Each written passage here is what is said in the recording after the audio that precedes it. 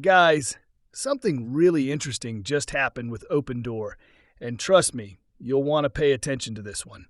The stock just popped more than 14% in a single day, and while most traders might look at that and think it's just another random market bounce, it's actually a lot deeper than that. What's going on behind the scenes right now with Opendoor could completely change how investors look at this company over the next few weeks. We've got executive-level changes, a brand new connection cryptocurrency, and a growing buzz around short squeezes that could push this thing way higher if momentum keeps up.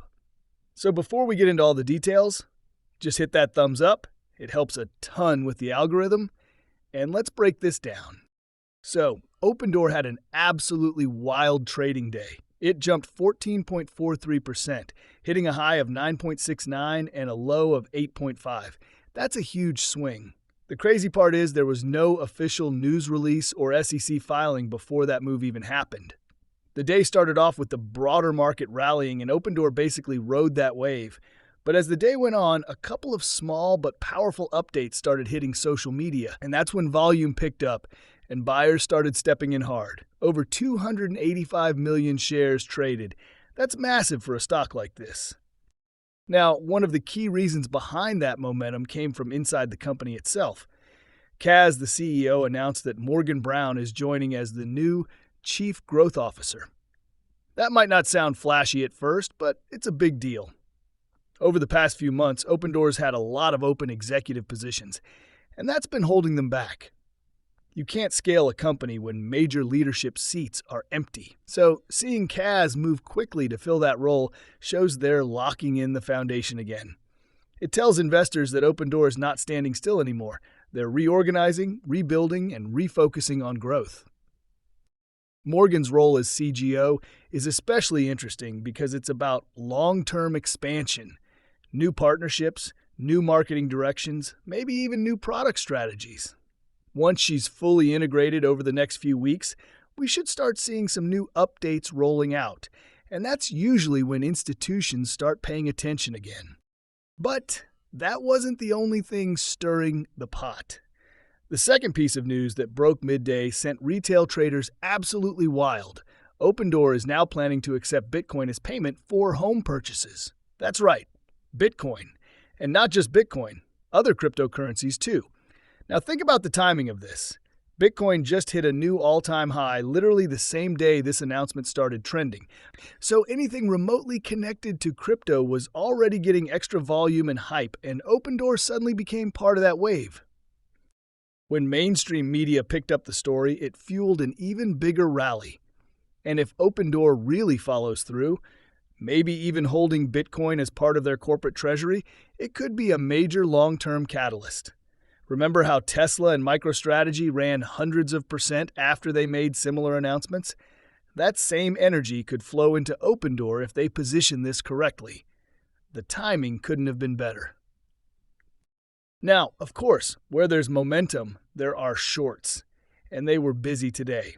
When I checked the data earlier, short interest was sitting at around 20% of the float, which equals about 142 million shares being shorted.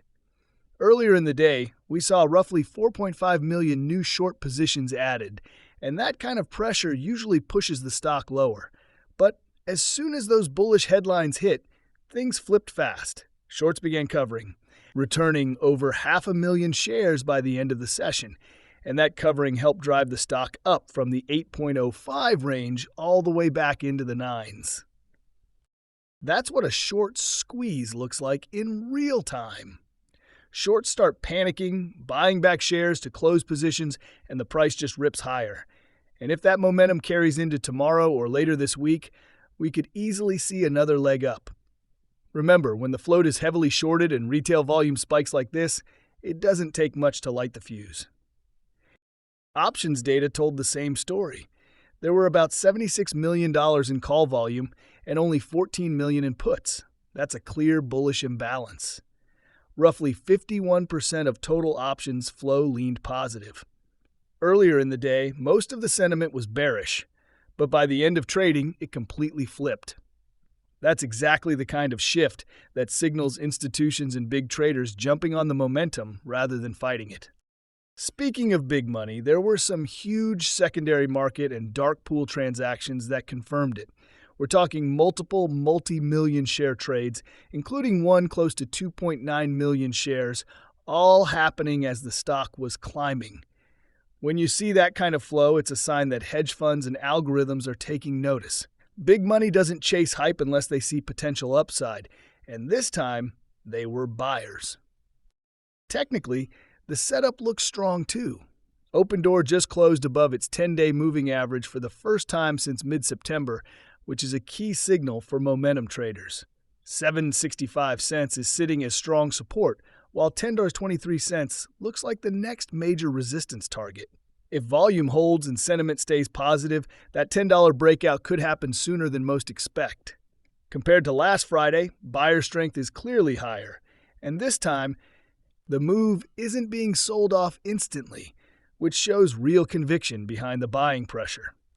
Now, here's what could make or break this momentum in the coming days. Opendoor's PR team needs to get loud. These updates, the new CGO hire and the crypto payment integration, are massive catalysts, but they need to be officially communicated through press releases or investor updates. Right now, the information is trickling out through social posts and secondary coverage, and that limits how far the story spreads. If they can start controlling the narrative, even slightly, the upside could multiply. For traders, there are a couple of smart ways to play this without going all in on common shares. If you're bullish on the next few months, look into long-term call spreads or short put spreads. For example, if you think Opendoor could hit $13 by February 2026, a long call spread could potentially yield more than 500% on risk. That's serious upside potential if the stock keeps trending higher. But as always, manage risk carefully. Momentum stocks can move fast both ways. The big picture here is that Opendoor seems to be at a turning point. After months of uncertainty, leadership holes, and flat trading, things are finally starting to line up again. New leadership, new tech integration, strong retail volume, and a rising crypto market all combining at the same time. That's not coincidence. That's opportunity.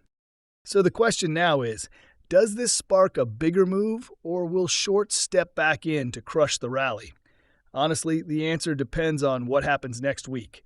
If Bitcoin keeps running and Opendoor confirms those payment details officially, I wouldn't be surprised to see double-digit prices again soon. Let me know what you guys think. Are you buying this momentum, holding, or taking profits? Drop your thoughts below because I want to know how you're playing it.